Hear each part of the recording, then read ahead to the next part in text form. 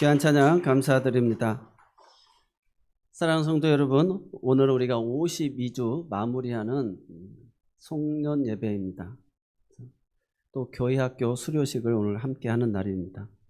우리가 한 해를 되돌아보면 그때 참 잘했으면 하는 그런 아쉬움이 많이 남게 되어집니다. 그때 내가 왜 그랬을까? 지난주만 생각해 봐도 우리가 성탄절 선물을 준비하면서 그 전에는 플로잉을 하면서 얼마나 행복했는지 모르겠어요. 우리 성도들도 선물을 준비하면서 얼마나 행복해할까. 그래서 그걸 또 받은 사람들은 얼마나 기뻐할까. 나름대로 이렇게 생각을 했습니다. 거기에 신경을 쓰다 보니까 임명식 기도도 안 하고 임명식 축복도 못 하고 그렇게 시간이 지나가 버렸어요. 그래서 너무 마음이 아프고 내가 왜 그렇게 신경을 집중하지 못했지 하는 그런 마음이 있습니다. 오늘 어른들도 아이들도 할 거 없이 우리가 좀 아쉬움이 있는 내가 그때 좀 더 잘할 것, 또 더 진지하게, 더 진실되게, 더 준비되어져서 했으면 이런 실수가 없었을 텐데 하는 그런 마음을 가질 때가 많습니다. 그런데요, 혹시 여러분 깨졌다고 해가지고 버려진 명작을 보신 적이 있습니까? 5만 원권이 짓밟혔어요. 그러다가 또 찢겨졌어요. 그랬다고 해서 그걸 버리는 사람 없잖아요. 팍 닦아서 펴가지고 잘 붙여가지고 하면 그 5만 원은 그대로 존재하는 것처럼 이 명작이라고 하는 것도 아무리 부서지고 깨어져도 그 작품성이 있어요. 그래서 실제로 1972년에 5월 20일입니다. 성 베드로 대성당에서 미켈란젤로가 조각한 피에타 조각상이 그만 헝가리 출신의 지질학자 라슬로 토트라고 하는 사람이 내가 부활한 예수다라고 하면서 이런 것 예수 누워있으면 안 된다. 예수 깨뜨려 버린 거예요. 내가 부활한 예수다라고 하면서요. 그래가지고 사람들이 아이고 이제 이 조각들이 왼쪽 팔도 부러지고 손가락들이 다 산산조각 나고 코도 떨어지고 왼쪽 눈꺼풀도 머리 베일도 다 파손되어져서 이제는 끝났다. 다시는 예전 같을 수 없다라고 했을 때 바티칸에서 그 조각성을 버리지 않냐고 다시금 복원팀을 만들어서 왜냐하면 명작은 명작이니까 그래서 훼손된 조각들을 모으는 데 착수하게 되어집니다. 그런데 또 사람들이 그 사고 현장에 왔다가 그 조각품들을 또 하나씩 주워간 거예요. 그러다 보니까 회수를 했음에도 불구하고 모든 조각을 다 회수하지 못한 것입니다.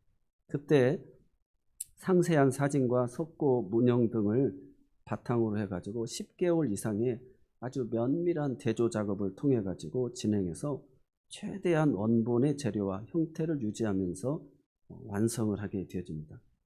그래서 그 코 부분은 그 조각상 등 뒤편에 눈에 띄지 않는 대리석을 가져다가 잘라가지고 소량을 잘라서 코로 부분을 이렇게 완성하게 되어집니다. 오늘 우리가 그 형상이 명작이기 때문에 그건 그대로 유지가 된다는 것이죠. 그래서 우리가 10,000원짜리, 5만원짜리 지폐도 그 지폐로서의 가치가 있기 때문에 유지가 되는 것처럼 오늘 우리들이 실수하고 넘어지고 허물 많은 존재들이지만 하나님의 형상을 따라 창조된 그 거룩한 주의 자녀들이기 때문에 하나님은 우리를 버리시지 아니하시고 훼손된 부분들을 다 맞추고 회복시키시기를 원하신다는 거예요. 그래서 기적은 뭐냐? 기적은 회복이 되는 거예요. 부흥은 뭐냐? 돌아가는 거예요. 그래서 잃어버린 하나님의 형상을 되찾는 것이 신앙생활의 목표인 거예요. 그래서 참 사람다움이 되어지는 것이 신앙의 그리스도의 장성한 분량에까지 이르는 것이다라는 것이죠. 그래서 오늘 수료하는 우리 자녀들 또 이 자리에 앉아있는 우리 모두도 마찬가지입니다. 완벽해서 우리가 하나님의 자녀가 된 것이 아니고 하나님의 형상으로 지음 받았기에 지금 깨어져 있어도 우리들은 다 회복될 존재이고 하나님 우리를 버리시지 않는다는 사실을 믿으시기 바랍니다. 그러므로 오늘 본문 5장 48절에 하늘에 계신 너희 아버지께서 온전하신과 같이 너희도 온전하라. 아니 아버지께서 어떤 온전함이시냐? 구약에서는 이 율법 교사들이 바리새인들이 성경을 가르치기를 이는 이로 눈은 눈으로 그렇게 했어요. 근데 그것을 잘못 해석을 한 거예요. 너도 한번 당해봐라 이런 이제 마음인데 그때 당시 구약에서는 사람들이 피해 보복을 하는 거예요. 너가 우리 아들을 건드려 니네 집을 다 몰살시켜 버릴 거야. 이렇게 그 보복이 더 크게 일어나니까 그때 당시의 복음은 이는 이로 눈은 눈으로 그러니까 너무 이웃을 동족을 그렇게 상하게 하지 말아라는 그런 복음이었어요. 그걸 가지고 이제 이 그 신약 시대에 와가지고는 사람들을 너도 당해봐라라는 식으로 이렇게 가르쳤는데 예수님은 너희들이 그렇게 배웠으나 나는 이렇게 이야기한다라고 하면서 주님이 이제 보복하지 말아라. 그래서 원수를 사랑하라. 이렇게 이야기하는 거예요. 왜 그러냐면 우리가 앞에 내용을 좀 보면 38절입니다. 또 눈은 눈으로 이는 이로 갚으라 하였다는 것을 너희가 들었으나 나는 너희에게 이르노니 악한 자를 대적하지 말라는 거예요. 누구든지 내 오른뺨을 치거든 왼뺨도 돌려대고 너를 고발하여 속까지 빼앗아가고자 하는 자가 있거든 겉옷까지도 그냥 가지게 하고 또 누구든지 너를 오리를 억지로 가자고 하면 오리를 가게 하거든 그 사람과 심리를 동행해주고 또 내게 구하는 자에게 너는 주며 꾸고자 하는 자에게는 거절하지 말라. 그러면서 오늘 본문이 시작하는 거죠. 내 이웃을 사랑하고 내 원수를 미워하라 했다는 것을 너희가 들었으나 나는 너희에게 이야기한다. 너희 원수를 사랑하라는 것입니다. 박해하는 자를 위해서 기도하라는 것이죠. 왜냐하면 이는 하늘에 계신 너희 아버지의 아들이 되리니 이는 하나님이 그 해를 악인과 선인에게 비추며 의로운 자와 불의한 자에게 내려주십니다.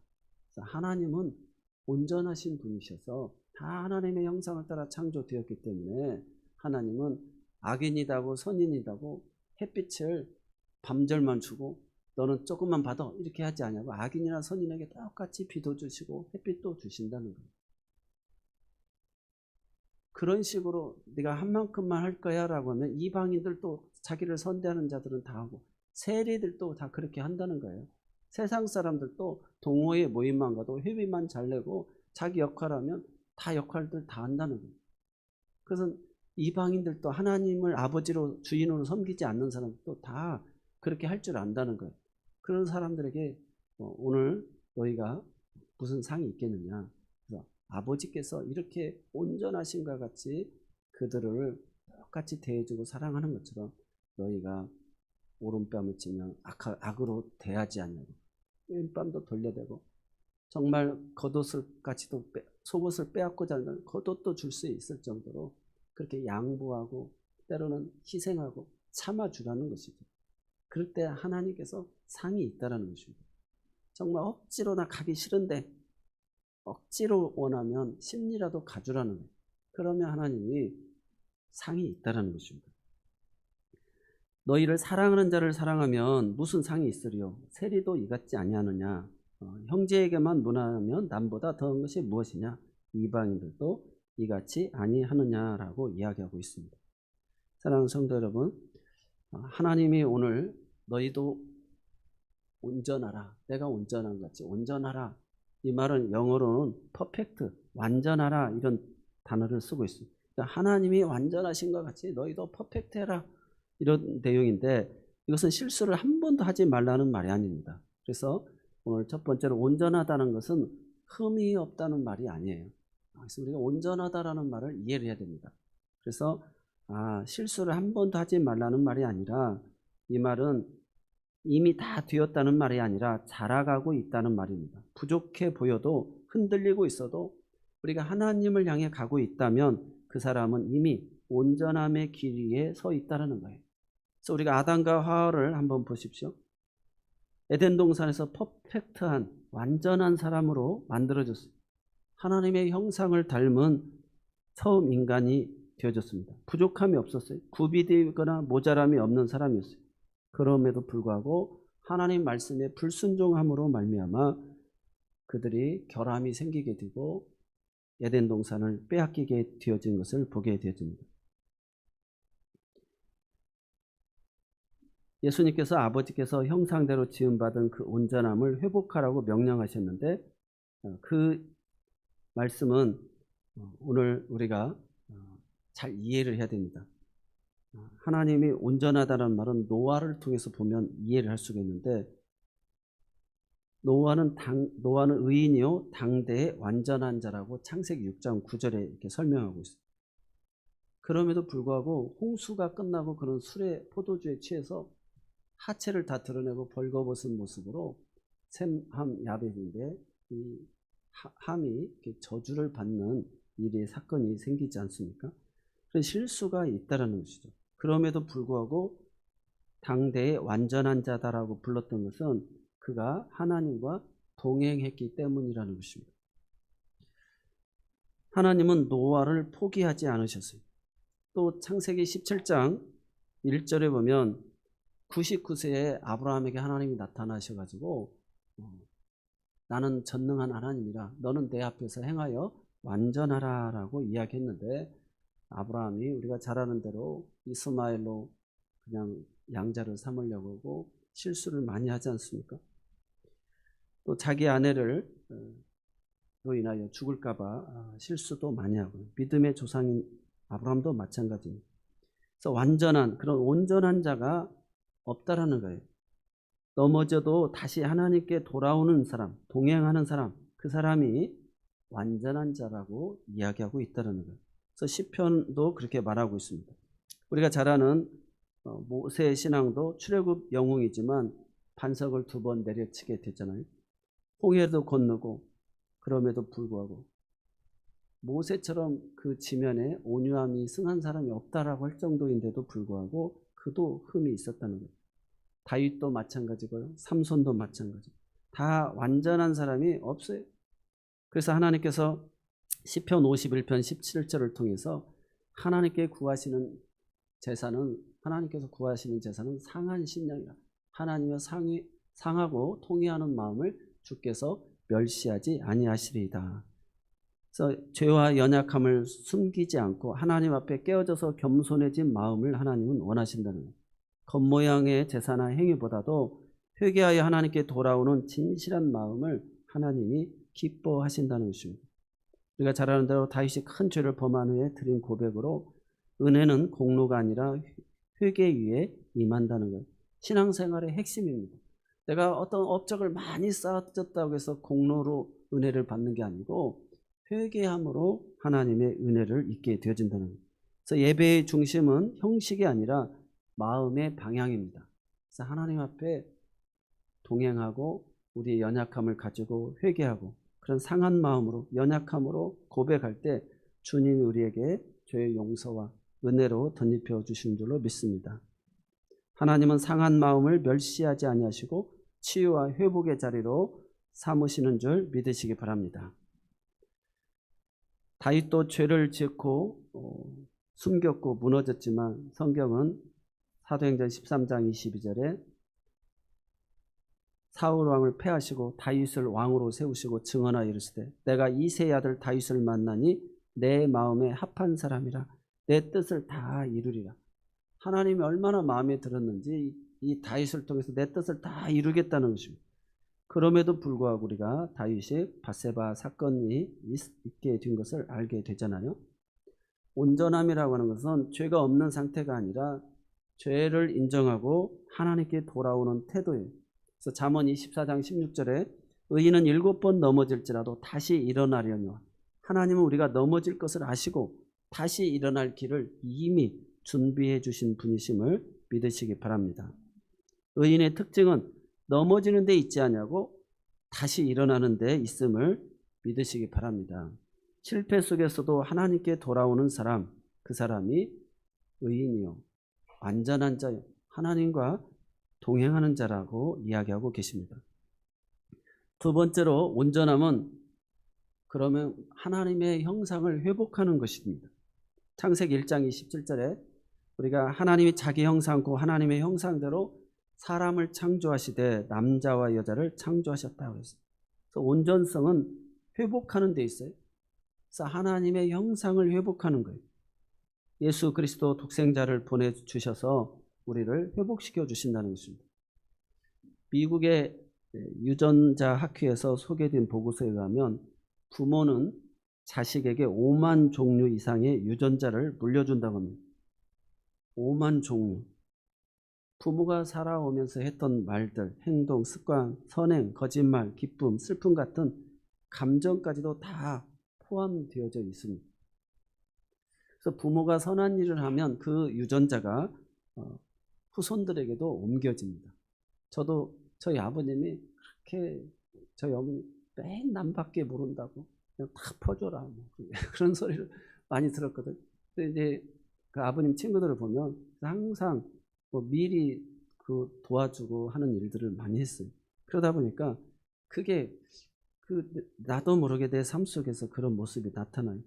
또 우리 성산이가 걸어가는 것이 목사님이 걸어가는 것처럼 걸어간다고 또 그런 얘기를 합니다.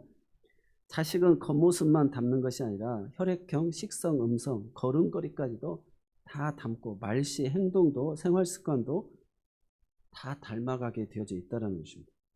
이것을 통해서 우리에게 주어진 것이 있어요. 내 자녀가 잘 될 때 부모의 가장 큰 기쁨이잖아요. 그래서 우리 부모님들을 생각하면 나를 통해서 눈물 지었던 때, 기뻐했을 때가 생각이 나는 거예요.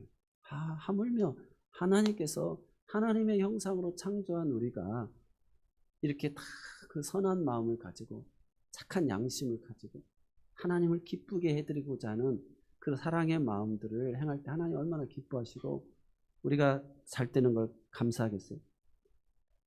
아들도 가져보고 딸도 가져보니 딸 가진 부모의 심정을 헤아리게 되잖아요.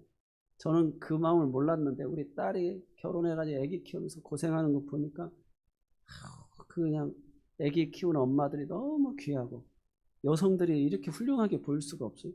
그래서 정말 나도 그런 사랑을 받고 자랐구나. 그런 희생과 사랑 속에서 자랐구나라는 생각을 갖게 되어집니다. 그래서 좀 교회 안에서도 건강하고 힘 있는 분들은 우리 다 요즘에는 맞벌이 해야죠. 바쁘잖아요. 얼마나 세상이 빨리 돌아갑니다. 그럼 내가 좀 시간이 있는 사람은 좀 청소도 좀 할 수도 있는 거고 내가 좀 칭찬도 해줄 수 있고 격려도 해줄 수 있고 나는 다 우리 때는 다 했다 이렇게 우리가 생각하면 안 되고 지금 시대는 너무 또 분주하고 바쁘고 힘겹게 살아갑니다. 두 부부가 벌지 않으면 살 수 없는 시대를 또 살아가고 있지 않습니까? 그렇기 때문에 우리가 다 그런 사랑의 마음으로 내 자매의 마음으로 내 자녀의 마음으로 다 서로를 위해주고 긍휼히 여기고 이심전심이 되는 그 마음을 가질 수 있기를 바랍니다. 탕자가 집에 돌아왔을 때 돼지 우리 냄새가 나고 자격이 없어요. 돈도 다 탕진해 버렸어요. 아들이라고 할 수도 없어요. 그럼에도 불구하고 아버지는 너 어디서 무엇하고 왔니? 어디다 돈을 다 써버렸니? 뭐 이런 말 하지 않냐고 잃어버렸다 얻은 내 아들이다 라면 부둥켜 안고 제일 목욕을 시키고 제일 좋은 옷을 입히고 가락지를 끼워주고 신발을 씻겨주면서 그를 다시 회복시켜 주시잖아요. 하나님의 마음입니다. 우리가 깨어진 이런 형상을 하나님 다시금 다 입혀주시기를 원하시고 우리가 예수님을 닮아가는 것은 새로운 사람이 되는 것이 아니라 원래 하나님이 의도했던 80억 인구 중에 유일하게 나 한 사람밖에 없어요. 하나님이 그렇게 나를 걸작품으로 만들어서 나를 통해서 영광을 받기를 원하신다는 것입니다. 그래서 고린도 후서 3장 18절에 보니까 우리는 다 수건을 벗은 얼굴로 거울을 보는 것 같이 주의 영광을 보면서 그와 같은 형상으로 변화하여 영광에서 영광에 이르니 이 일은 주의 영광으로 말미암음이니라. 그 하나님의 영광을 바라만 보면서 오늘 우리가 그 변화가 되어진다는 거예요. 큰바위의 얼굴처럼 계속 예수님이 참 사람의 모습을 다시 오죠. 첫 번째 아담은 우리에게 상처와 아픔을 줬지만 두 번째 아담으로 오신 예수님은 우리를 다 회복시키시는 분이시잖아요. 그래서 하나님이 본래 창세 이전에 선택하고 예정한 우리들의 그 모습을 다시금 다 예수님이 오셔서 회복시켜 주신다는 거예요. 나 한 사람의 생명이 이렇게 가치 있고 수많은 행성의 별들보다도 하나님 나를 이렇게 존귀하게 여겨주시는 줄 믿으시기 바랍니다. 그래서 주의 영광을 보면서 우리가 변화되어야 되는 거예요. 그래서 잠언 20장 7절에도 온전하게 행하는 자가 의인이라 그의 후손에게 복이 있느니라. 그래서 오늘 우리가 이렇게 주의 영광을 바라보면서 이렇게 변화되어져 가는 것, 이것이 온전하다는 것입니다. 아멘. 이렇게 그 온전함으로 바라보면서 걸어가는 사람들이 자손들에게 복이 있다라는 거예요. 오늘 우리 모두가 하나님의 형상을 따라 창조되어 남자와 여자로 창조되어지고 복을 받았다라는 사실을 기억하면서 그 복을 회복하시기 바랍니다. 마지막으로 온전함의 가장 높은 자리는 원수를 사랑하는 것입니다.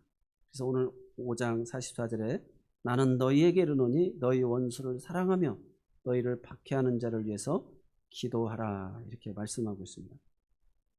예수님은 우리에게 퍼펙트한 삶을 요구하고 계십니다. 원수만 사랑해도 생각에도 치가 떨리는데 서기관과 바리새인들이 가르친 것처럼 원수를 미워하지 아니하고 사랑하라. 하나님의 형상을 입은 사람이기 때문이다 라고 이야기하셨고, 그 예수님을 본받아 스데반 집사님이 사도행전 7장 59절로 60절에 그 기도를 드립니다. 한번 같이 기도하겠습니다. 읽어보겠습니다. 그들이 돌로 스데반을 치니 스데반이 부르짖어 이르되 주 예수여 내 영혼을 받으시옵소서 하고 무릎을 꿇고 크게 불러 이르되 주여 이 죄를 그들에게 돌리지 마옵소서 이 말을 하고 자니라. 아멘. 욥기 31장 6절도 하나님께서 나를 공평한 저울에 달아보시고 그가 나의 온전함을 아시기를 바라노라. 그래서 온전하다는 게 뭐냐? 원수를 위해서 기도하는 거예요. 아버지 저들의 죄를 용서하여 주옵소서. 그래서 주님이 너무 기뻐서 그를 껴안고 받아주고 있지 않습니까? 그래서 오늘 요셉도 우리가 성경에서 보면 형들에게 배신당하고 노예로 팔리고 감옥에 갇혔고 나중에 총리가 돼서 형들을 만났지만 창세기 50장 20절에 당신들은 나를 헤아려 하였으나 하나님은 그것을 선으로 바꾸사 오늘과 같이 많은 백성의 생명을 구원하게 하시려 하셨나니, 이렇게 고백합니다. 형들이 변했기 때문에가 아니라 용서했기 때문 된 것이죠. 자신을 하나님이 붙잡아 주셔서 이렇게 용서할 수 있는 사람으로 만들어 주셨다는 거예요. 그래서 원수를 위해서 기도할 때 하나님을 가장 닮은 순간이 되어지는 줄 믿으시기 바랍니다. 말씀을 맺겠습니다. 오늘 수료는 끝이 아니라 시작입니다. 사랑하는 우리 교회학교 자녀들, 오늘 수료는 완성의 날이 아니라 출발의 날이고 또 반드시 실수할 것이고 넘어질 것이고 상처도 받을 것입니다. 그러나 반드시 기억하십시오. 하나님은 여러분을 끝까지 하나님의 형상으로 복원시키시는 분이심을 믿으시기 바랍니다. 여러분의 가치는 떨어지지 않는다. 깨진 명작을 버리지 않는 하나님께서 여러분의 인생도 끝까지 붙들어 주실 줄로 믿습니다. 오늘 저와 여러분의 인생은 공사 중입니다. 미완성이라고 해서 실패가 아닙니다. 하나님의 손이 떼어져 있지 않기 때문에 우리 인생은 여전히 소망이 있는 줄로 믿습니다. 빌립보서 1장 6절의 말씀 한번 같이 읽어보겠습니다. 빌립보서 1장 6절에 너희 안에서 착한 일을 시작하시니까 그리스도 예수의 날까지 이루실 줄을 확신하노라. 아멘. 우리 안에서 시작하시니까 우리를 그렇게 하나님의 형상을 완전히 복원할 그 자리에까지 예수의 날까지 이루어 주신다는 것입니다. 그래서 신앙의 시작도 하나님, 완성도 하나님, 도중에 흔들릴 수 있지만 중도하지 않으시는 하나님, 그 하나님의 그 다짐 속에 우리가 이 확신을 얻고 한 해를 마무리하고 새해를 맞이할 수 있기를